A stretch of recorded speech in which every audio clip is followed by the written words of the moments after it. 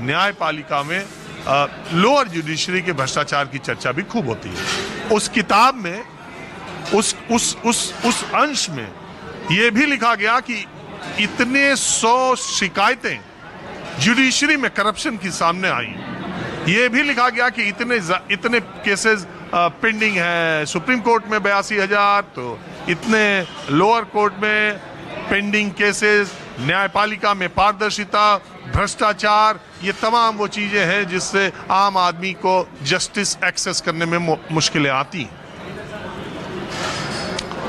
न्यायपालिका पर इस तरह के आरोप लगाए गए हैं, वो समझे हुए हैं, जानबूझकर हैं, किसी व्यक्ति विशेष की बदमाशी है, जो कुछ भी है, लेकिन एनसीईआरटी की किताब में ये छप जाना मामूली बात नहीं। इससे सरकार सख्ते में आई।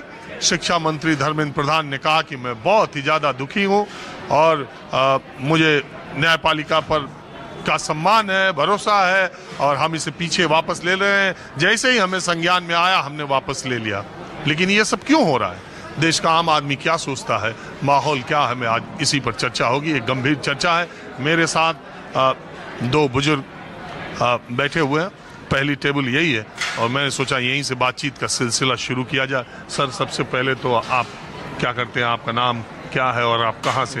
मैं हूँ, मेरा नाम सुबोध कुमार है,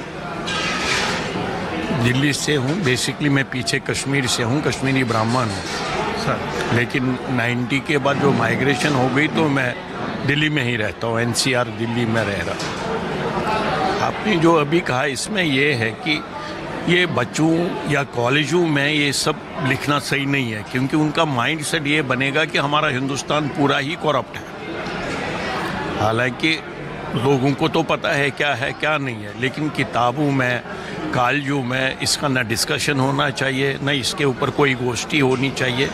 एनसीईआरटी ने अगर लिखा है तो गलत लिखा है। अगर उन्होंने अब माफ़ी मांग ली है, that is a one side कि सुप्रीम कोर्ट कैसे लेता है या क्या नहीं।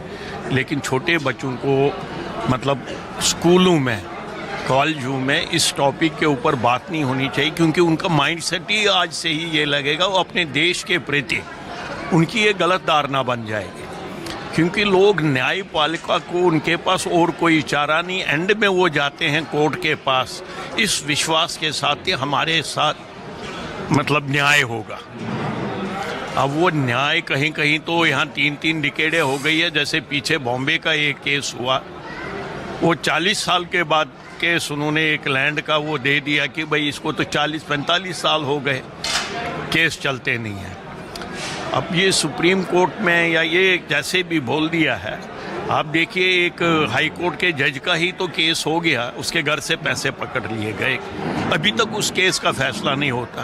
दैट मीन्स कि हमारी जो न्यायपालिका है वो डिसीजन टाइम के ऊपर नहीं लेती है, उससे रिड़ जाता है और लोगों के दिमाग में ये आता है कि ये सब ऐसे हो रहा है।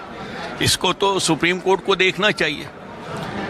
अब पार्लियामेंट की हम बात करें या बाकी बात या लोअर जुडिशरी की बात करें, उसके बाद एक हाई कोर्ट जज ने कहा कि मुझको एक बहुत ही सीनियर जज ने इस केस को इन्फ्लुएंस करने के लिए मेरे को फ़ोन पे बात की थी और कहा था, और मैंने मना कर दिया, मैं नहीं करूँगा। तो मैंने हायर जुडिशरी के पास गया, तो उस केस का क्या हो गया, उस जज का क्या हुआ जिसने वो इन्फ्लुएंस करने की कोशिश की किसी पर्टिकुलर केस के ऊपर। तो ऐसे चीज़ें तो लोगों में आ जाती है कि भाई हमारे यहाँ सिस्टम ही गलत है सारा, ऊपर से नीचे तक सारे सिस्टम, जिनको वो कोर्ट के ऊपर भी है। आज लोग जो है वो कोर्ट में जाने से ही घबराते हैं, क्योंकि बाप मर जाएगा, बेटा मर जाएगा, वो पोता बाद में केस को उसको देखेगा। इस चीज़ को तो करना पड़ेगा ना, ये तो सुप्रीम कोर्ट में ही देखना है। अब हमारे पार्लियामेंट की बात दे दो, यहाँ तक कि इलेक्शन कमीशन ने कहा 270 MPs जिनके ऊपर क्रिमिनल केसेस है, जो क्रिमिनल केसेस है, अगर हम ये माने उसी हिसाब से जो इलेक्शन कमीशन ने कहा है कि अगर इस तरह के क्रिमिनल लोग पार्लियामेंट में बैठेंगे तो डेमोक्रेसी कहाँ रहेगी। वो तो आम लोगों के लिए ये बनाते हैं, लॉज बनाते हैं, वो बनाते हैं। उनके ऊपर केसेस जो है वो तो 1-1 साल के बाद उनकी एक कार्रवाई होती है। क्यों? मतलब इसको भी तो देखना पड़ेगा ना। उसके लिए तो न्यायपालिका को कुछ और ही जुडिशरी सिस्टम बना पड़ेगा जो कि डे टू डे उनको मतलब उनके केस हो जाए। अगर वो ऑनेस्ट है, उन्होंने गलत नहीं किया, उनका गलत केस बनाया गया, वो ख़त्म हो जाएंगे और लोगों में धारणा बढ़ेगी। आज तो हमारे देश में लोगों की धारणा ही पार्लियामेंट से उठ गई है।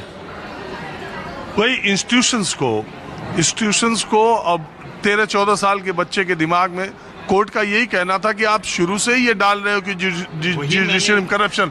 आप पॉलिटिशियन का चर्चा नहीं है उसमें, लेजिस्लेचर एग्जीक्यूटिव की चर्चा नहीं है, ब्यूरोक्रेसी की नहीं है, जुडिशरी की। इसलिए उन्होंने, और ये देखिए सवाल बड़ा इसलिए होता है सुबोध जी, बड़ा सवाल। हाँ आप सुनिए, इससे क्या होगा कि कुछ पर्टिकुलर वर्ग जो है यहाँ पे, वो आज से ही बच्चों को या कॉलेज स्टूडेंटों को ये बोलना चाहते हैं कि तुम्हारा देश करप्ट है। उसमें लोगों का जो विश्वास जुडिशरी के ऊपर है वो तो कम हो जाएगा ना, ऑटोमेटिकली कम हो गया। अब जुडिशरी के साथ पुलिस मिली हुई है, बाकी मतलब जो उनके साथ करते हैं। आप ये मानते हैं कि ये कोई सोची समझी रणनीति के तहत सेलेक्टिव पोर्ट्रेयल है? यस, इसको तो होने नहीं देना चाहिए। अगर ये है तो इसके लिए जो डिस्कशन के हैं, जैसे लोग डिस्कस करते हैं, इसको भी डिस्कस करना चाहिए। But not a school children और college students should never be involved in it. उनको तो यही प्रेरणा मिलनी चाहिए कि हमारे देश में सब सही हो रहा है, हमारी जुडिशरी। इसके पहले की